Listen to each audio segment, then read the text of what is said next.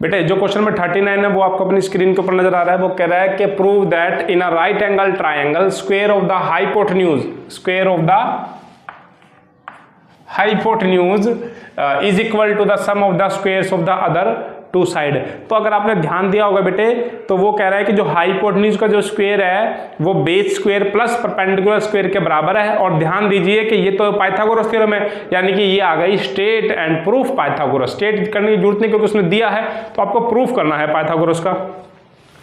तो इसका प्रूफ करने चलते हैं बेटे, ध्यान से समझिएगा। तो सबसे पहले हम एक क्या लेते हैं, एक राइट एंगल ट्राइंगल ले लेते हैं।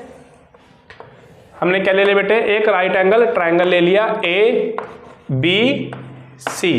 ए बी सी एक राइट एंगल ट्राइंगल है बेटे, और हमने राइट एंगल लिया है किसके ऊपर, बी के ऊपर। तो बी के ऊपर हमने बेटे एक राइट एंगल ले लिया। यहां से हमने बाय कंस्ट्रक्शन, तो कंस्ट्रक्शन के थ्रू बेटे हमने यहां से एक परपेंडिकुलर घेर लिया BD, इसको नाम दे दिया BD, जो कि परपेंडिकुलर है यहाँ पे। तो यानी कि हमने एक परपेंडिकुलर घेरा बेटे, कौन सा, BD, किसके ऊपर, AC के ऊपर। AC के ऊपर हमने एक परपेंडिकुलर घेर लिया बेटे, कौन सा, BD जो हमने परपेंडिकुलर घेर लिया कौन सा, AC पे। तो बच्चे समझिए ध्यान से, मैंने इस एंगल को 1 कंसीडर किया, इस एंगल को 2 कंसीडर किया, और जो मेरा रिक्वायर्ड टू प्रूफ है, क्या है बेटे, रिक्वायर्ड टू प्रूफ, उसने कहा था हाइपोटेन्यूज कौन सा बेटे, AC का स्क्वायर बराबर होना चाहिए किसके बेटे, रिक्वायर्ड टू प्रूफ रहेगा वो बेटे वो रहेगा AC का whole square is equal to AB square plus BC square. ये है बेटे मेरा रिक्वायर्ड टू प्रूफ, हमें इसको प्रूफ करना है। ध्यान दीजिए बेटे, सबसे पहले हम लोगों को जाना पड़ेगा in triangle ABC, in triangle ABC and triangle ABD and triangle ABD। हमने देखा बेटे कि हमारे इन दो ट्रायंगल में, एक तो ये पूरी बड़ी ट्रायंगल और एक ये ऊपर वाली छोटी ट्रायंगल, इन दो ट्रायंगल के अंदर हम लोग काम करने वाले हैं बेटे। हमें इन ट्रायंगल के अंदर पता है हमारे को, हमारा जो एंगल B है बेटे, जो हमारा एंगल B है और हमारा एंगल D, बड़ी वाली ट्रायंगल में एंगल B, छोटी वाली ट्रायंगल में एंगल D, ये दोनों की दोनों कैसे है बेटे, 90 डिग्री के है। और हमारा एंगल 1 वो दोनों में बेटे क्या है, वो कॉमन है। तो हमारे को क्या मिला, हमको मिल गया bye angle criteria, bye angle axiom के अकॉर्डिंग जो हमारी ट्रायंगल है बेटे, कौन सी, ABC एंड ट्रायंगल ABD, जो दोनों ट्रायंगल है बेटे वो क्या हो जाएंगी, दोनों की दोनों ट्रायंगल क्या हो जाएंगी बेटे, सिमिलर हो जाएंगी। तो बीच में निशान कैसा आ जाएगा बेटे, सिमिलर का, ABC एंड ABD। तो ये दोनों कैसे हो गए बेटे, सिमिलर हो गया। चाहे तो इसको ABD लिख लो या फिर ADB लिख लो, कोई फर्क नहीं है। वैसे जो राइट एंगल वाला होता है उसको हमेशा बीच में लिखना चाहिए, तो हमने उसी रूल के अकॉर्डिंग इसको लिख लिया बेटे। अब आपको पता है कि अगर दो ट्रायंगल कॉन्ग्रुएंट होंगे तो बेटे क्या होगा, उनकी साइड्स का जो रेशियो है वो बराबर होगा। तो AB अपॉन में AD बराबर होगा बेटे AB अपॉन में AD। तो AB अपॉन AD, D है बेटे ये, AD अपॉन में AD, और BC upon BD, BC upon, एक तो आपने BC ले ली बेटे और BD इज इक्वल टू बेटे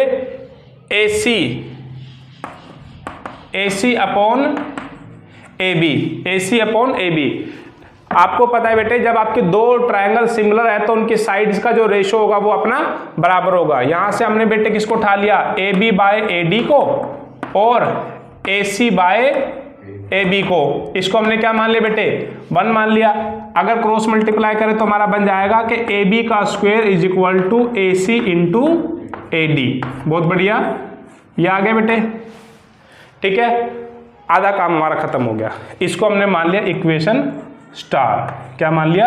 इक्वेशन स्टार। अब जो प्रोसीजर बेटे आपने यहाँ पे क्या, इसी प्रोसीजर को दोबारा से रिपीट करेंगे, मगर इस बार हम लोग जाएंगे इन ट्रायंगल कौन से बेटे? A B C and triangle B C D. पिछली बार हम इस कंप्लीट ट्रायंगल और ऊपर वाली में गए थे, इस बार कंप्लीट ट्रायंगल और नीचे वाली में जाएंगे बेटे।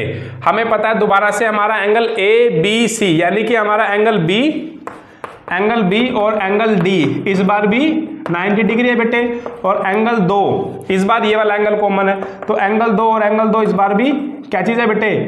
कॉमन है। इसका मतलब हमारा एंगल एक्सियम के अकॉर्डिंग दोनों ट्रायंगल, कौन कौन सी ट्रायंगल?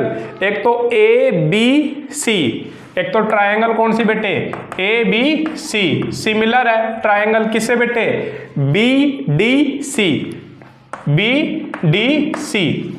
ठीक है, सिमिलर बन गई। अब सिमिलर का रूल आपको समझ में आ गया बेटे। अब सिमिलर के रूल के अकॉर्डिंग क्या होगा? इनके साइड्स का रेशियो बराबर होगा, तो A B upon B D, समझना, A B upon B D, और B C upon D C, ठीक है, BC अपॉन DC ये हो गया बेटे, और AC अपॉन में BC, AC अपॉन BC ये बराबर होगा। ठीक है, अब हमने यहां से लास्ट वाला दोनों उठा लिए, तो BC अपॉन DC बराबर है AC upon BC। Cross multiply करेंगे तो BC का square is equal to AC into DC। Plus नहीं होगा बेटे, क्रॉस मल्टीप्लाई में प्लस नहीं होता, तो इंटू DC। इसको भी मार्क कर लो, ठीक है, इसको कंसीडर कर लो इक्वेशन नंबर डबल स्टार। अब हमने क्या करा बेटे? ऐड कर दिया स्टार और डबल स्टार को, तो हमने क्या adding equation star and equation double star. ठीक, A B square left hand side से जोड़ेंगे तो हो गया बेटे ए बी का square plus left hand side से बी सी का स्क्वेयर इज इक्वल टू, अब राइट हैंड साइड, ठीक है ना, अब right hand side A C A D बीच में डॉट है plus A C dot D C. बेटे अगर मैं राइट हैंड साइड ही सोल्व करूं तो ए सी को अगर मैंने कॉमन ले अंदर क्या बच गया? A D plus D C. A D plus D C कितना होता है बेटे? ए सी। तो ए सी का होल स्क्वायर। इधर क्या चल रहा है बेटे? ए बी स्क्वायर और प्लस बी सी स्क्वायर। तो आपको क्या समझ में आया? आपको फाइनली ये मिल गया कि जो ए सी का स्क्वायर है वो बराबर है A B square plus B C square. अगर आप ध्यान दोगे बेटे तो हमारा जो रिक्वायर्ड टू प्रूफ था वो यही था, और हमारा जो है प्रूफ वो हो गया। उम्मीद है बेटे ये क्वेश्चन एक जेन्युइन, एक अच्छे लेवल का क्वेश्चन था, तो उम्मीद है आपको कि ये क्वेश्चन समझ में आ गया होगा। अगर कोई डाउट है नीचे कमेंट सेक्शन में लिखिए बेटे, हम लोग अगले क्वेश्चन की तरफ आगे बढ़ रहे हैं।